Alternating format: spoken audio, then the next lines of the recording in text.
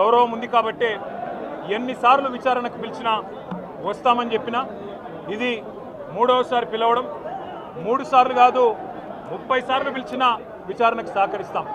మా మీద కేసులు బనాయించి మమ్మల్ని ఇబ్బంది పెట్టి కమిషన్లు వేసి మమ్మల్ని ఏదో ఇబ్బంది పెట్టినంత మాత్రాన వేధించినంత మాత్రాన ప్రజల తరపున ప్రశ్నించడం బంద్ చేస్తామనుకుంటే అది కాంగ్రెస్ ప్రభుత్వం యొక్క అవివేకం అజ్ఞానం అవుతుంది తప్ప ఇంకోటి కానే కాదు.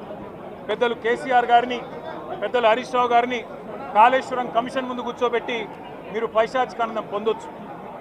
ఇవాళ ఏసీబీ ముందుకి విచారణకు పిలిపించి కొంత మానసికంగా రాక్షసానందం పొందుతూ ఉండవచ్చు. అవసరమైతే అరెస్ట్ కూడా చేస్తారు కావచ్చు. కానీ ఒకటి పక్కా, తెలంగాణ కోసం గతంలోనే జైలుకు పోయి వచ్చిన వాళ్ళం.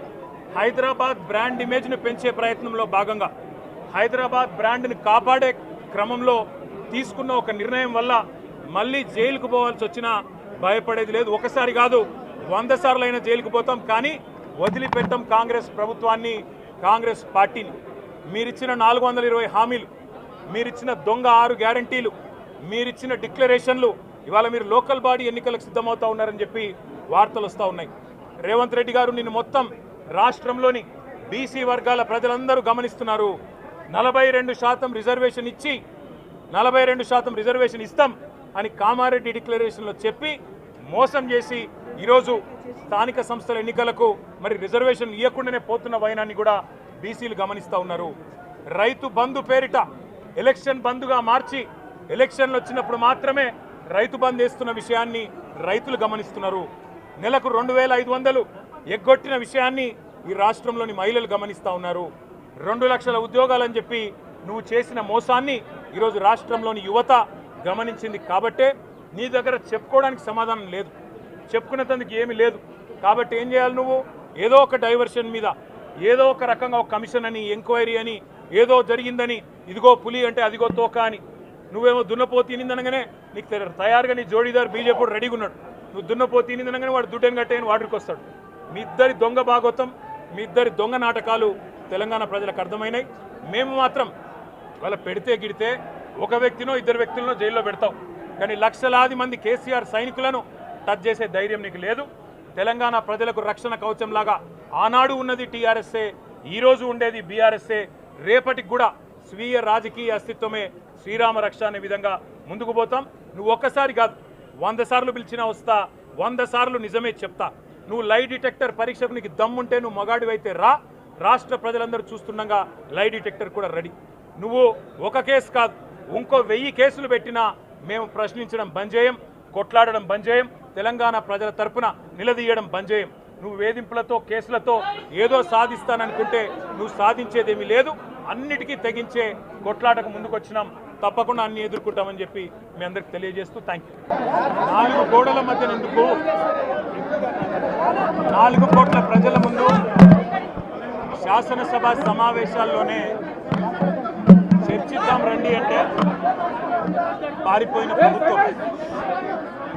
4 గోడల మధ్యలో కాదు, 4 ఆఫీసర్లతో కాదు, 4 కోట్ల మంది ప్రజల ముందు చర్చిద్దాం, వాస్తవాలు నిగ్గు తేలుద్దాం, నిజానిజాలేందో తేలుద్దామంటే పారిపోయింది కాంగ్రెస్ ప్రభుత్వం.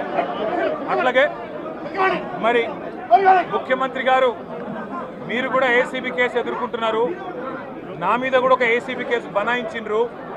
మరి దమ్ముంటే పిరికి పందవి కాకపోతే నువ్వు నేను లై డిటెక్టర్ పరీక్షను ఎదుర్కోవడానికి కూడా సిద్ధమని చెప్పినా ఇంతవరకు స్పందన లేదు. 6 నెలలైంది కేసు బనాయించి, సాధించిందేందో తెలియదు. వాస్తవం ఏంటి అంటే వాళ్ళ ఫార్ములా ఈ అనే ఒక రేసును హైదరాబాద్కు తీసుకొచ్చి హైదరాబాద్ ప్రతిష్టను ఇనుమడింపజేసింది కేసీఆర్ గారి ప్రభుత్వం. అదే మీరు అందాల పోటీలతో మిస్ వరల్డ్ అని ప్రపంచం ముందు అబాసుపాలు చేసింది కూడా కాంగ్రెస్ ప్రభుత్వం. ఇది వాస్తవం. నేను అనేదల్లా ఒకటే, నిజం ఎప్పుడైనా నిలకడ మీద తేలుతుంది. మాకు భారతదేశంలోని చట్టాల మీద, న్యాయస్థానాల మీద గౌరవం ఉంది కాబట్టే ఎన్నిసార్లు విచారణకు పిలిచినా వస్తామని చెప్పినా ఇది 3వసారి పిలవడం. 3 సార్లు కాదు 30 సార్లు పిలిచినా విచారణకు సహకరిస్తాం.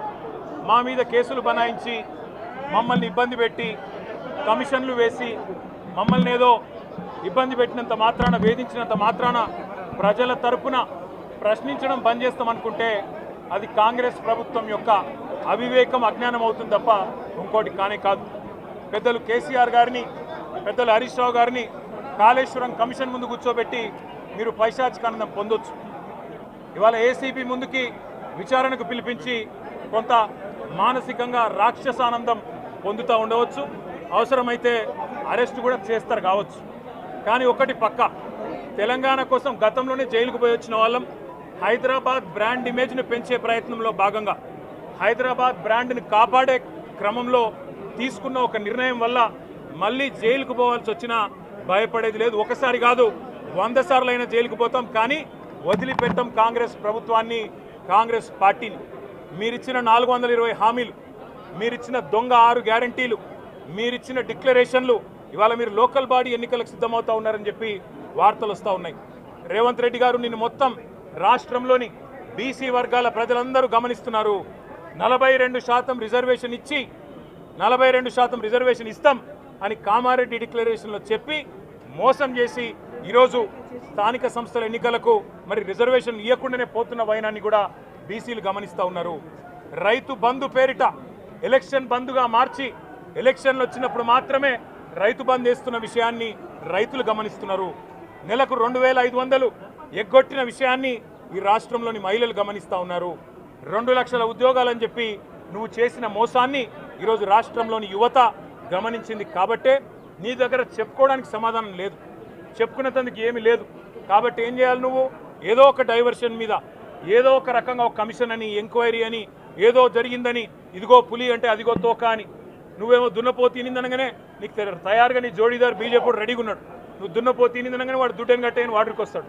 మీ ఇద్దరి దొంగ భాగోతం, మీ ఇద్దరి దొంగ నాటకాలు తెలంగాణ ప్రజలకు అర్థమైనాయి. మేము మాత్రం వాళ్ళ పెడితే గిడితే ఒక వ్యక్తినో 2 వ్యక్తులను జైల్లో పెడతాం, కానీ లక్షలాది మంది కేసీఆర్ సైనికులను టచ్ చేసే ధైర్యం నీకు లేదు. తెలంగాణ ప్రజలకు రక్షణ కవచంలాగా ఆనాడు ఉన్నది టీఆర్ఎస్ఏ, ఈరోజు ఉండేది బీఆర్ఎస్ఏ, రేపటికి కూడా స్వీయ రాజకీయ అస్తిత్వమే శ్రీరామ రక్ష అనే విధంగా ముందుకు పోతాం. నువ్వు ఒక్కసారి కాదు 100 సార్లు పిలిచినా వస్తా, 100 సార్లు నిజమే చెప్తా. నువ్వు లై డిటెక్టర్ పరీక్షకు నీకు దమ్ముంటే నువ్వు మగాడివైతే రా, రాష్ట్ర ప్రజలందరూ చూస్తుండగా లై డిటెక్టర్ కూడా రెడీ. నువ్వు ఒక కేసు కాదు ఇంకో 1000 కేసులు పెట్టినా మేము ప్రశ్నించడం బంద్ చేయం, కొట్లాడడం బంద్ చేయం, తెలంగాణ ప్రజల తరపున నిలదీయడం బంద్ చేయం. నువ్వు వేధింపులతో కేసులతో ఏదో సాధిస్తాననుకుంటే నువ్వు సాధించేదేమీ లేదు. అన్నిటికీ తెగించే కొట్లాటకు ముందుకొచ్చినాం, తప్పకుండా అన్ని ఎదుర్కొంటామని చెప్పి మీ అందరికి తెలియజేస్తూ థ్యాంక్ యూ.